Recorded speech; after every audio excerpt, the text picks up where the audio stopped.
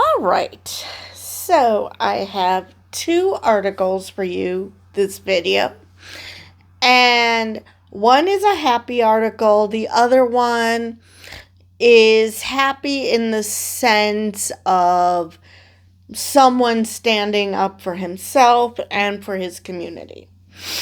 So, and these are both from The Advocate. All right, the first one. Church of Norway apologizes to LGBTQ plus community for discrimination and harassment. All right. Norway's largest church has issued a formal apology for its past treatment of LGBTQ plus people. In a speech Thursday at the London pub in Oslo, a gay bar that was the target of a mass shooting in 2022, the Church of Norway's presiding bishop, Ola Fiski Tveitet,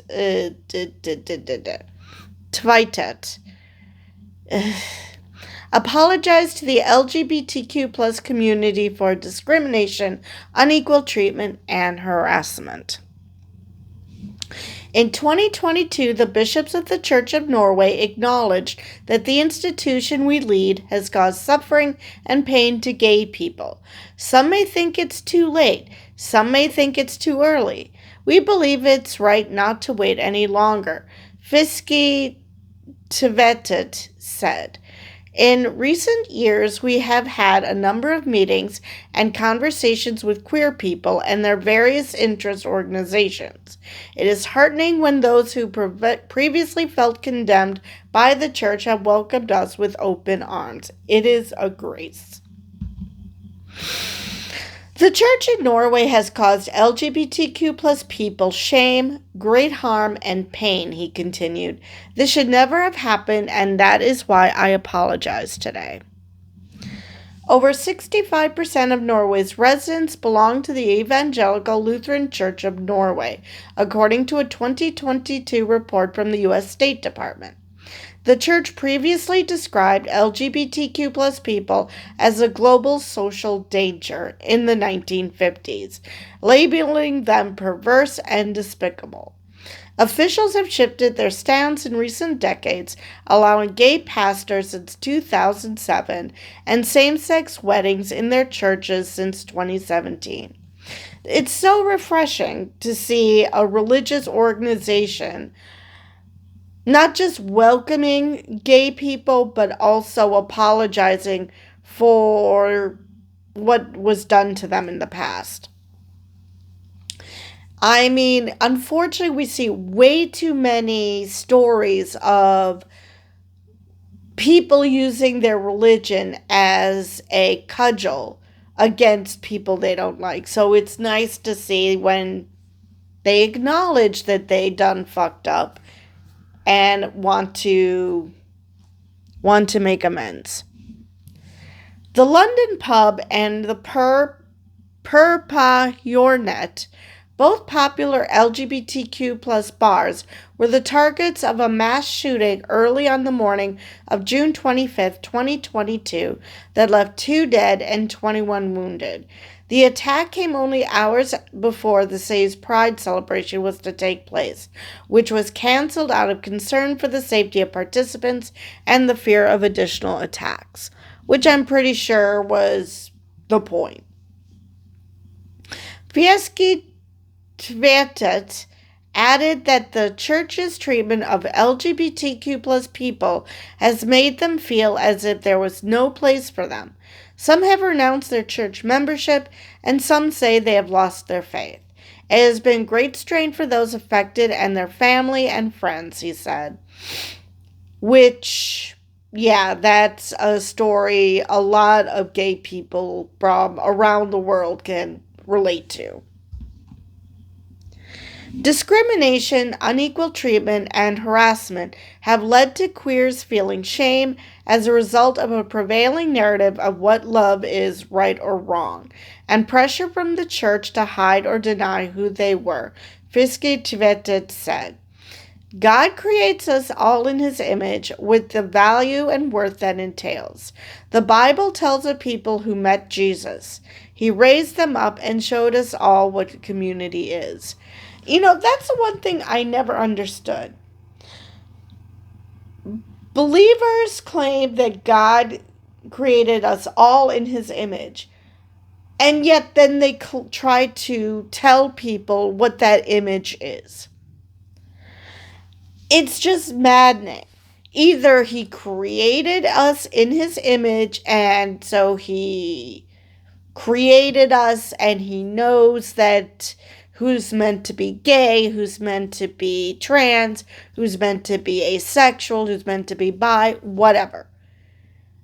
But at the same time, in the same breath, hate these very people. I mean, pick one. Were we created in God's image or not? But a lot of the people who use the Bible to espouse bigotry have never been good when it comes to, logic and consistency. Anyway, that is the end of that article. So, this one tackles more fascism. All right. Gay teacher doxxed by Libs of Tic Toc speaks out. Now, nothing says we are not fascists than attacking a poster that says, and I quote, "Fascists fear teachers." Because, if you're not a fascist, obviously you're going to attack a teacher for saying that. Because that's how anything works. I mean, you're just screaming at this point that, yes, we are a fascist movement. Anyway, moving on. A gay teacher speaking out after conservative influencers doxed him for hanging an anti-fascist poster in his classroom. Anthony Nicodemo, a high school basketball coach and social studies teacher, became the target of an online harassment campaign last month when Corey DeAngelis and Chaya Raychuk, who runs the accounts Libs of Tic Toc, shared a video he had posted and encouraged their followers to contact the school he works at. For telling fascists that the antidote for them is education.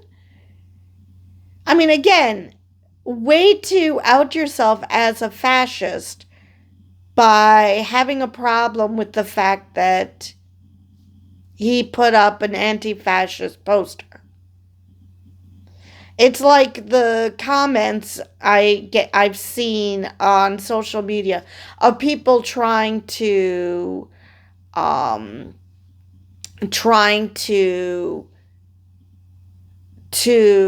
not necessarily condone, but defend fascist tactics. You're just outing yourself as a fascist. Either that or an extreme dumbass. And all you are is a tool, because those are your two choices. You're dumb as heck or you're a fascist. You really can't go anywhere else if you're defending fascism. Anyway. All right. I can take the hits. I'm okay, Nicodemo recently told LGBTQ Nation. But I'm saddened and I'm fearful for my people in our community who can't, who don't have the support of an administration or don't have the ability to handle these kinds of attacks, which is what these people ultimately want. They want us to be quiet and they want to make us disappear. Exactly. Whether it's because he's gay or just simply it's because he put up an anti-fascist poster or both, these people just can't accept that someone unlike them exists. Would life be easier if, we didn't have to deal with horrible people? Absolutely. But they exist. They're always going to exist. Pretending that they don't exist, not going to help. And it should be the same for them. But they're not emotionally and intellectually capable of accepting differences.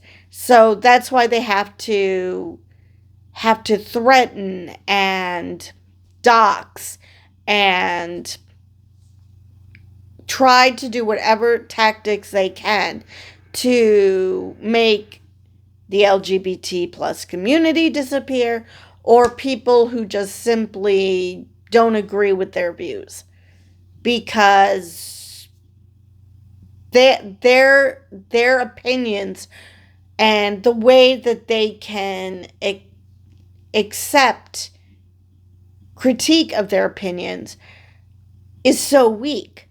Because if they truly felt comfortable in their opinions, they wouldn't need to go full on fascist and attack people for not being like them or not agreeing with them. And I'm not talking verbally like what I'm doing. I'm talking physically attacking people. That is just screaming, we do not feel comfortable in our own beliefs. So we must stop you from being the opposite of what we think, because we just cannot handle the thought that we might be wrong about something. I mean, nobody wants to be wrong about something, but the intellectually honest people accept that they're wrong. They might be upset about it, especially depending on what the issue is and how long they've held that belief. But intellectually honest people will accept, okay, oops, I was wrong about that. People like this can't accept that they're wrong about anything. So they have to just make it so that they were right all along. And the only way to do that is to snuff out any other opinion. The video shows the teacher hanging a sign with the slogan, "Fascist hates teachers," in his classroom. Nicodemo explained that this is the perfect poster for a social studies classroom because fascist regimes often censor academia. Often? Throughout history, the first group of people that fascists have attacked are educators, he said in the video. People like Stalin, Hitler, Mussolini, some of the worst people in the world history were fascists, and they attacked us educators first. Along with comedians. They can't handle people being smarter than them and, understanding shit. So they can't control them by irrational fear. But they also can't handle being mocked. They can't handle being made fun of. And that's why I choose to mock them. I don't get mad at them. I just mock them for being colossal tools. Because at best, they're tools. At worst, they're horrible human beings. And if I let my blood pressure get up every time I ran into someone or a comment who said something horrible to me, well, I would be in a lot of danger. I'd be in serious hypertension. So, yeah, mock them. Make fun of them because they can't handle it. They can't take the joke because, like I said, for the same reason they have to prevent others from having opinions different than them. They can't handle that people might know more than them. And they can't handle being wrong. They have to be right about everything, which I don't know why. Yes, again, being wrong sucks. But I would rather, upon seeing further evidence, realize, oops, I made a mistake. I'd rather do that than continue being wrong-headed and just being an asshole about it. Why would you want to be an asshole about being wrong? Just admit it, change your views, go on with your life. Why are you so wedded to being wrong? That I never understood that. All right. DeAngelis and Raychick, and I do not give a crap if I'm mispronouncing their names, reposted Nicodemo's video, with DeAngelis sharing his social media accounts, school website, and the contact information for his principal and superintendent. When he made his Instagram profile private, DeAngelis directed his followers to leave comments on his Facebook page, which they did, calling the teacher evil, a creep, and a pedo groomer. Because these people have nothing more than third grade insults. Because what the heck? I mean, he's a pedo groomer because he doesn't like fascists? I mean, okay, he's gay. Big fucking deal. Scream that you're a homophobe any louder. And like I said, calling him evil and a creep is just both homophobia and third grade insults. So there's that. The comments haven't deterred Nicodemo, who had the courage and support to come out to his team over a decade ago in a 2013 interview with Outsports. He still has the support of his administration now and has no intentions to leave, which is great because you hear so many school districts not supporting their teachers that it's great to see when one does. Seeing that there are schools willing to stand up for their teachers, to stand up to the Trump administration, whatever it is. It's great to see that people are starting to get a fucking backbone. People who are dabbling in the LGBTQ plus community when it's convenient for them financially, then coming out against LGBTQ educators. It drives me up a wall a little bit, he said. These people need to be held accountable for this. Exactly. And this is the thing that discussions people have every Pride Month. Because every Pride Month, we have organizations who are coming out with pride collections, but the second that the right wing whines about it and attacks them, they get all, oh, we didn't know that this was a dangerous thing. We're being attacked. We're going to shut up now. Proving that gay people are infinitely more courageous than corporate America. Because what the hell do you think the LGBT plus community are going through every day of their freaking lives? They have to either hide and cower or be out and proud and tell the world's bigots, fuck you. So those who are out and proud are way more courageous than corporate America because they fold like a deck of cards.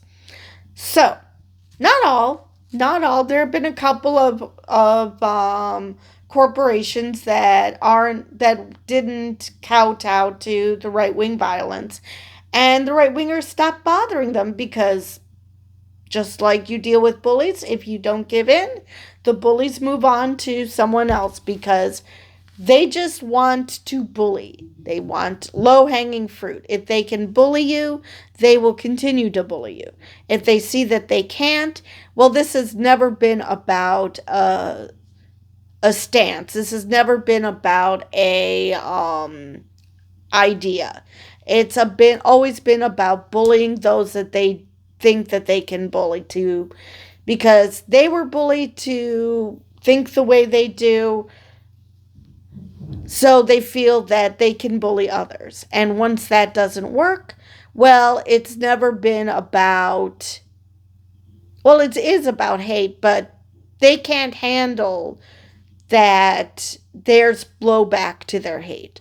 They can't handle it because then they would have to think, to turn inward and introspect about why people don't just accept what they say.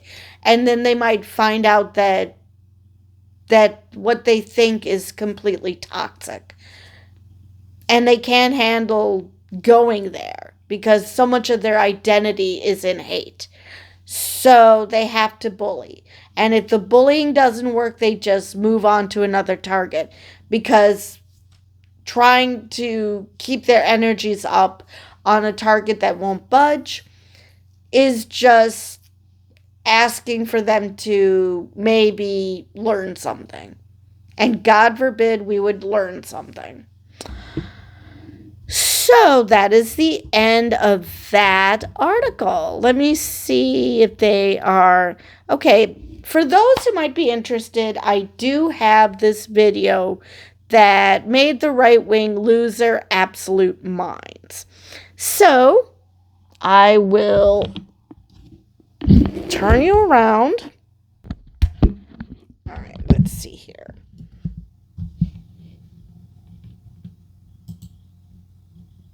Come on.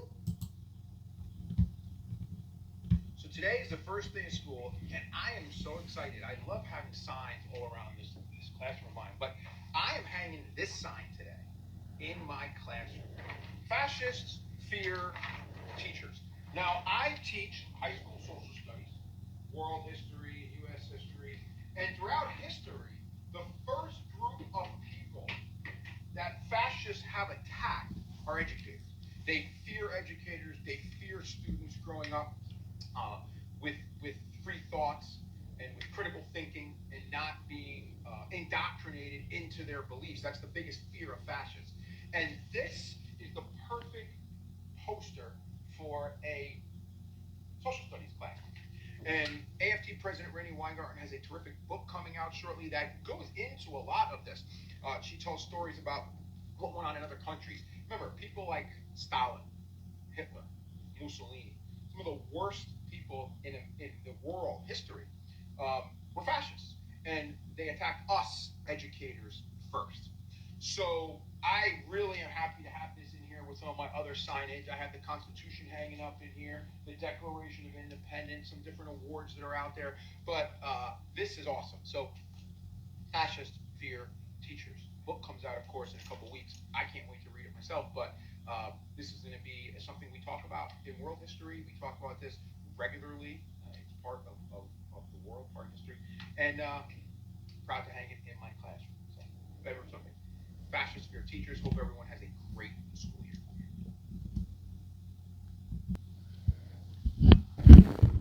All right. So, yep, as usual, an educator said it better than me. What a shock.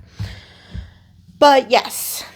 So people are doxing this guy simply because he hates fascists. Again, nothing says I'm a fascist than attacking people for not liking fascists. I mean, seriously. There was nothing about that video that screamed he's gay. So why was that even relevant? I mean, it's relevant to bigots because bigots will bigot. But, I mean, seriously. The only reason people found out he was gay probably was because they wanted to attack him for daring to not like fascists. I mean, yeah, there's point of views that I don't like. I mean, some are in my comments. I either ignore them or might play with them for a little while and then say, okay, I'm done, not going to deal with you anymore. Because I do it for those who might want to learn. Because the people who make these comments who are fascists or who defend fascists, they're not going to learn. Nothing I say is going to change their mind, but it might change the mind of someone who hasn't gone down that road yet. So, that is all I have for this video. And with that, I will see you guys in the next one.